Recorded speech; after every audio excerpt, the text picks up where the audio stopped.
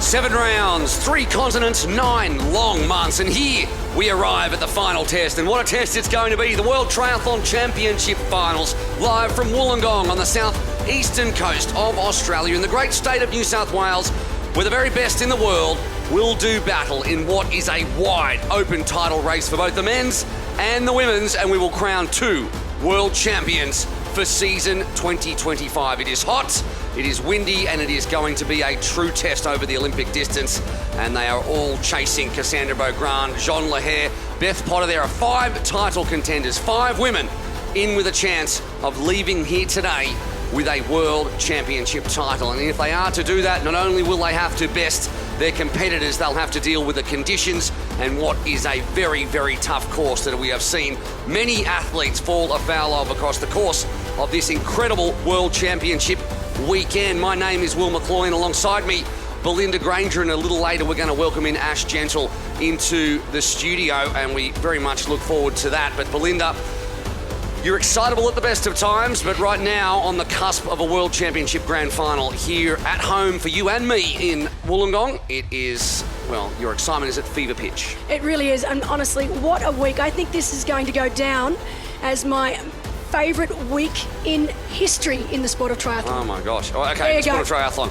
Cassandra Beaugrand and Beth Potter are tied on 2,925 points. A win for them would mean a win in the championship race. Jean Lahair, she needs to win and have Cassandra Beaugrand and Beth Potter finish 3rd or lower. Lisa Tersch needs a win and for Potter and Beaugrand to finish 5th or lower. And Leonie Perriot, she has a mathematical chance as well. But there are plenty of other athletes, Belinda, in there who will have something to say about all of that. Yeah, and you know, we know from history that there are always those up-and-coming athletes, those superstars that we haven't spoken about, that might have been off our radar, that just have the race of their life on this special day. Yeah, it keeps happening, and as we go down, we look at athletes like Emma Lombardi, who are a little bit down the rankings this time, but can win a race against the best in the world.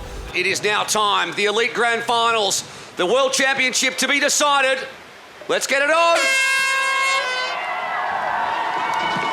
9 of the top 10 ranked athletes on the left-hand side of the blue carpet. Dolphin diving in what has been a little lower tide than we've seen before. And Cassandra Beaugrand in the 2 cap, even though she's on the exact number of points. Potter jumping in the 1 cap right onto Beaugrand's feet. And look, this is not unexpected, of course. We knew that Cassandra Beaugrand, one of the strongest swimmers in the sport right now, doing really well in these really choppy conditions. We were talking earlier on, Ash, that this would really suit the Aussie girls, particularly the likes of Emma Jeffcoat. I mean, from Australia, she's used to swimming in these conditions.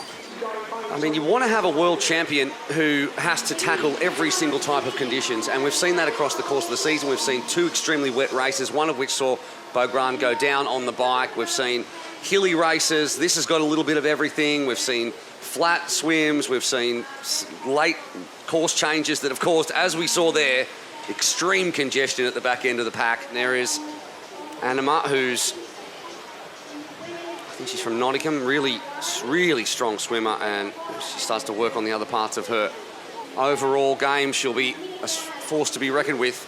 Can't be won in the swim, but with these kind of conditions on this kind of bike course, it can almost be lost in the swim. I think that's Potter about 6th or 7th. There's a little gap opened. So it's probably 30 metres then down the beach, back onto the blue carpet, and then around. So Tilly Anima, Beaugrand, Tersch, and it is Kanae Takanaka of Japan having a great swim. Kirsten Kasper in there we didn't mention. Haven't seen much of her in season 2025. Seregni, Potter, Fulliger. Then Emma Jeffcoat carrying the Australian hopes from Olivia Matthias. Yeah, no, it's still Anima out the front, so I mean, if she can do it in conditions like this at such a young age in front of such a big field, it'll be a huge confidence boost if she can head up into transition in the front group. Tilly Anima. You saw Taylor Spivey a little bit further back there, and she's an amazing swimmer. So my first thought was that she was maybe caught up in some of that fighting around the boys. And with those extra boys here in this M-shaped swim, it's such a crucial part of it, just being able to navigate the chaos around those boys. So one more set of turn boys to go. and there's big gaps forming, and it's going to be a really interesting start to this bike, and it's a difficult start too. Out of the water and up the stairs onto the blue carpet. That is the plan for Tilly Anima, who has led for 80% of this swim. Cassandra Beaugrand, used to doing the work out the front, gets to follow some feet for a change. The young Brit will come up to the cheers of the crowd, followed by Beaugrand and Tersch, two of the championship contenders. And swim is now in the bag. Seregni joins them. Emma Lombardi's had a great second half of the swim as well. Takanaka lost 9 seconds on the second half of the swim. Casper 15 seconds back. Fulliger as well dropped back. Jeffcoat had a solid second half of the swim, as did Taylor Spivey. Leonie Perriot took some time out as well. And we haven't seen Jean Lahair pop up on the timing sheets yet. There she is, 39 seconds back. We'll see her in just a second with Miriam Casillas. Sophie Lynn as well, the other Aussie. Maria Tomei and Ava Goodison, your top 30. Out the front, Tersch looking back, seeing who's with her. And it is Beaugrand and Anima, our three in the swim. And Seregni looking to bridge up, looking to get some protection up the hill. And I think Beth Potter would be just thinking, Tilly, can you just hold them up just a tiny bit until I can just latch on? Just get onto the back there, which looks like they are literally just about to do. Yeah, she's on Fulliger's wheel there, so... Great work from Fulliger to get Beth Potter right up into this group. This is a solid group of women.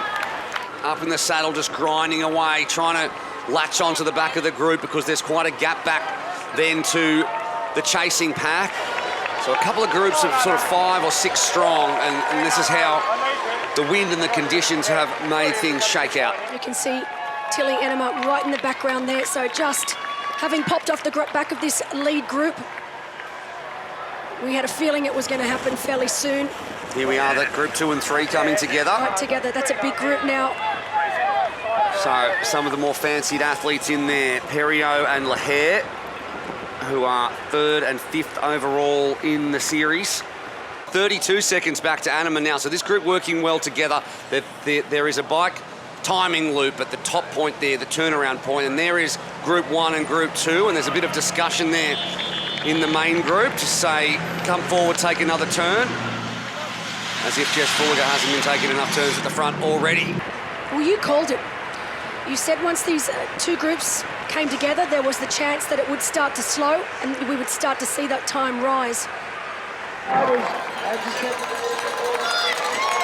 look at that, Cassandra Beaugrand asking the women to come through,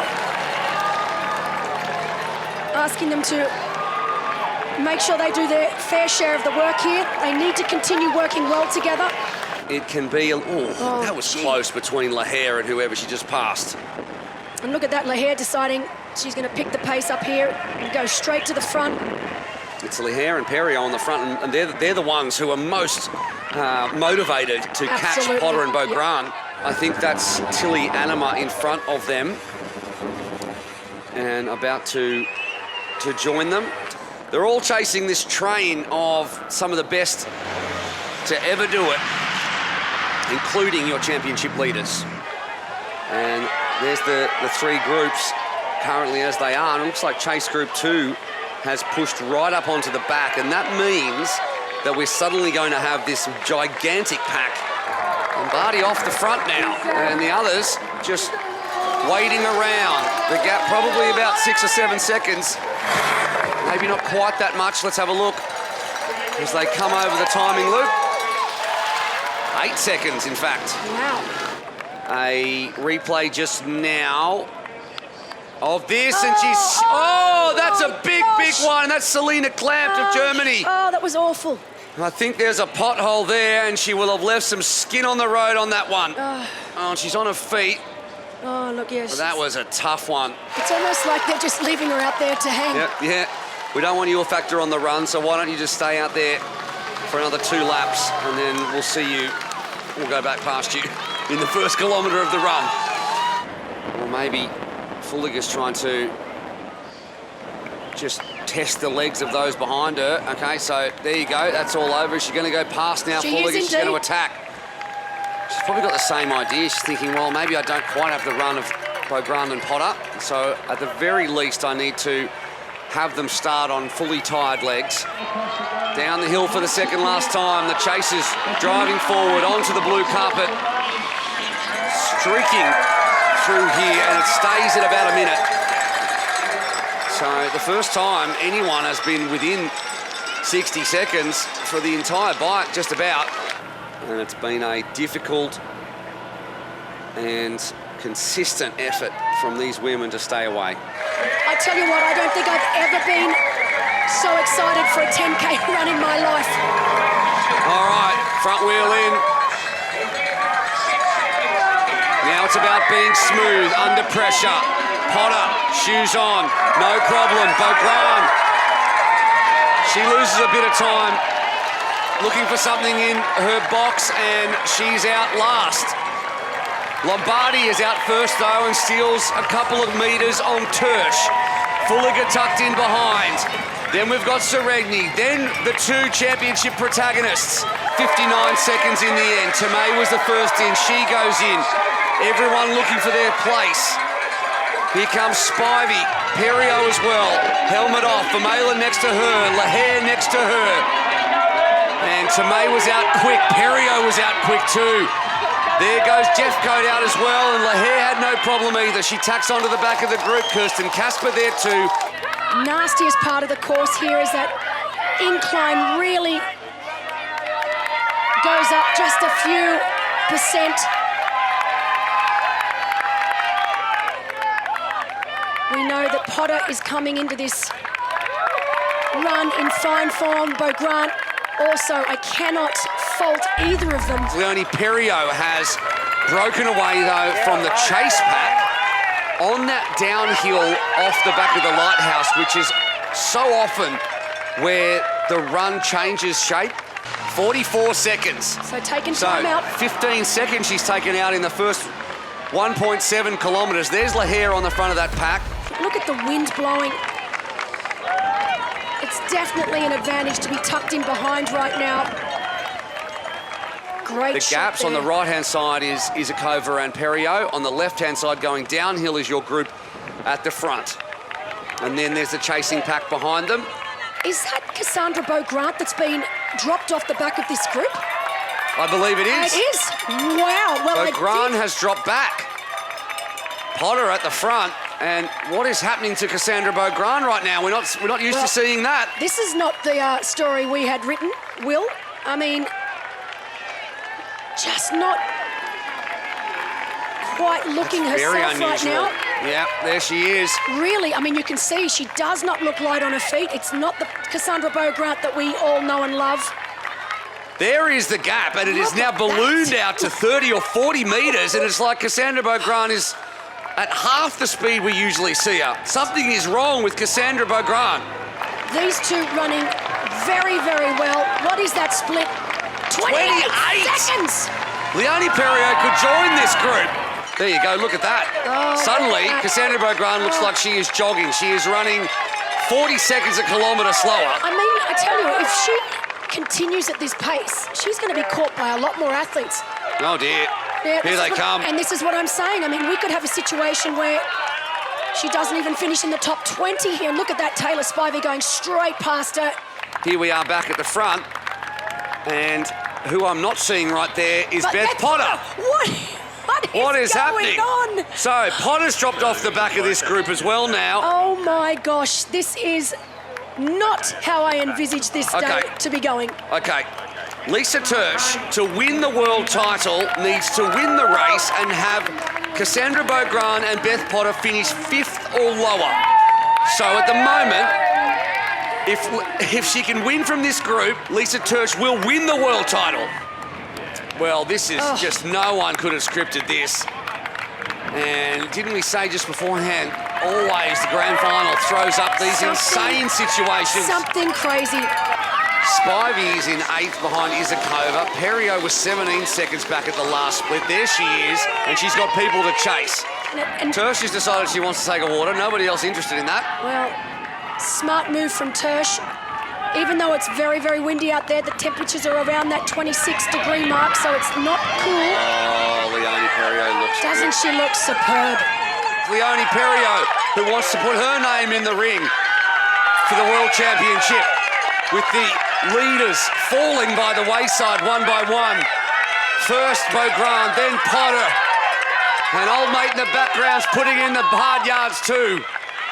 We are The Italian and Tersch, the German. down to 2. So we started with 6, Will. One by one, they have started to drop off, and we have 2 remaining. So the only ones that have been through, and the only ones within 40-odd seconds, are the top 6. And then it's Taylor Spivey, 53 seconds, Anna Godoy, Tanya Neubert, Jolien Vermeulen, then Beth Potter, 54 seconds back in 11th. Well, who would have thought it? Look at how good these 2 look running up this hill. They are so strong. And look, I think this is Tersch, like we've seen time and time again this week, Will. She is using the last time up look this at that hill. strength. Brilliant. Look at that strength from the German. And again, it's this up and downhill on the Lighthouse, which is such an important part of an athlete's race, and then really letting it go on the downhill. I mean, obviously Lisa Tersch was in with a chance. We knew that was a Yeah, but it was possibility. a chance where Beaugrand and Potter had to finish 5th or lower. The both of them, I mean, there was always a chance that one, but to have the both, I mean, we've just seen that happen in you know Kona, what? where the 2 favourites Yep. blew to smithereens, and now we're seeing it again here. And all Lisa Tersch has to do is run the next 800 metres or so and finish in the top 2, but she wants to win it in front of what is going to be a gigantic crowd here in Wollongong. She won all the way back in Abu Dhabi in February. She took a silver in Weihai recently, bronze in Karlovy-Vary, bronze in Yokohama, and she is going to win the grand final, and along with it, she is going to steal the World Championship title for Germany. Lisa Tersch is your world champion. What a race, what a moment. Tersch stands up.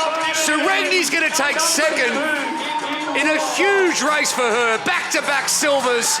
Puts herself in the top 5 overall. And Lombardi is going to try to hold off her French teammate. She's going to do it just to pick up a podium. She was a factor in this one. Perriot with a supreme run in the end to finish in 4th. And a great result for Jess Fulliger to finish 5th overall in the grand final. What a race for her as well. But Tersch, well, what more is there to say? It's a Kova 6th in the end, a sprint for 7th, and Spivey's pushing ahead, and she'll get there just from Anna Godoy. Tanya Neubert is going to hold off Jolien Vermeulen. And now the question is, where is Beth Potter? Huge result for Tilly. Anima gets a top 10 ahead of Sian Rainsley. 3 Brits in the top 11. Brilliant racing from the British team. Rainsley, Miriam Casillas with a great run. Gina Serino, one of the renowned runners, but she's going to be outdone by the Colombian. And here comes Beth Potter, and she'll be so disappointed. Well done to Velasquez in 13th, and Potter is going to finish in 15th overall. So tough. And she's really dug, and she's just got over the line, and we hope she's okay. Sprint finish, Arnold. Sophie Lynn comes over in, I think, 17th from Danielle Ori, and you can see just how hard that was. Lisa Tersch, world champion. How does that sound? I'm not sure yet. I haven't really thought about it. I'm quite overwhelmed, to be honest. In the lead up to the race, in the planning for this race, were you dreaming about this best case scenario? To be honest, not. I just focused on what I could do every day. And of course, I was like playing a bit around with the points and knowing where everyone had to finish. But I never expected the race to play out like that, yeah. I just tried to focus on myself and tried to stay calm and tried to stay patient. And of course, I saw what was happening, but I tried not to think too much about it because I still had my own race to do and it was quite hard. So Yeah, I don't know. It still feels a bit surreal. You look like you were the only one really enjoying those hills and some of those dead turns where, like, you know, the legs were really hit hard. Had you kind of meticulously planned that run route as well? To be honest, not. I think it just suits me naturally because there's a lot of hills where I live and I just always run on hills. I barely run flat, so it's just like the terrain I enjoy, and it was cool, yeah. I think, when was it, like 6 or 7 weeks ago in Fridros, I was quite down. But yeah, I'm glad I didn't give up. It was a little bit of a low in the season, but I guess if you do every race, you can also have a couple bad races, yeah. Back on the podium and in the biggest race and the most tension out there, and you really delivered once again. Yeah, back here, back on the podium, and it's crazy. I cannot also believe now the course was so challenging, and from the start I was thinking, it will be hard, but let's try to finish the season in the best way and in the best way you can. Yeah, the swim was pretty hard and quite challenging. I was not so well positioned until the first buoy. There was really a big, massive group, and I tried then to manage and to get like along and to try to catch the first pack. But I enjoyed it, at least. I mean, it was really challenging, and I'm happy. Training race, really tough year. I'm really pleased with my performance, and to finish the season like this. It didn't start really well, the season, so I'm really proud of myself. I put everything out there. My plan was to be really offensive on the bike. That's what I did, and I was like, I will see how it goes on the run. So today it's third place, but with two girls in front who did nothing on the bike, so I'm pretty happy with myself. I heard Cass was not there anymore, and then I heard Beth was not there anymore as well. But I was really focused on myself and just trying to keep my rhythm, and just be focused on me. Lisa Tersch, who, by virtue of those numbers and a sub 34-minute split, only bested really by Leonie Perriot, who had a very quick run on this course and in these conditions to come up to 4th overall. Seregni will launch herself into the top 5 in the overall as well. Sophie Lynn, the Australian, finished just a little way behind Potter as the lead Aussie at home, and Emma Jeffcoat was a little bit further down. And now confirmation of the series standings at the end of 9 months of racing. Lisa Tersch, more than 300 points in front. Leonie Perriot takes herself into 2nd from 5th overall, and Beth Potter hangs on just to 3rd after dropping from equal first. Taylor Spivey 4th overall. Bianca Seregni 5th. She goes up from 10th. Jean Lahair drops down to 6th overall in the end, and Beaugrand from equal first to 7th after not adding to her point score of 2,925. Emma Lombardi, that result takes her to 11th overall in the series, ahead of Anna Godoy, Liv Mathias. Tilda Manson wasn't here, so she dropped down. Rosa Tapia, Nina I'm also not here. Rainsley had a good race. She finishes 17th overall, and that rounds out your top 20. Representing Germany, Lisa Tersch. Big smiles and a big win for Lisa Tersch, who came in with the slimmest of chances and walks away a world champion. And that's what makes this series so exciting. It's never over until it's over. Confirmation of the overall and your podium coming up. Tersch with the win for Germany, continuing a strong tradition of German world champions. Leonie Perriot, with her 2nd placing, moves from 5th into silver position, 2nd in the world. Congratulations to Perriot and Potter in 3rd. And we'll head back down now to the presentation for our women's overall series podium. Representing Germany, Lisa Tersch.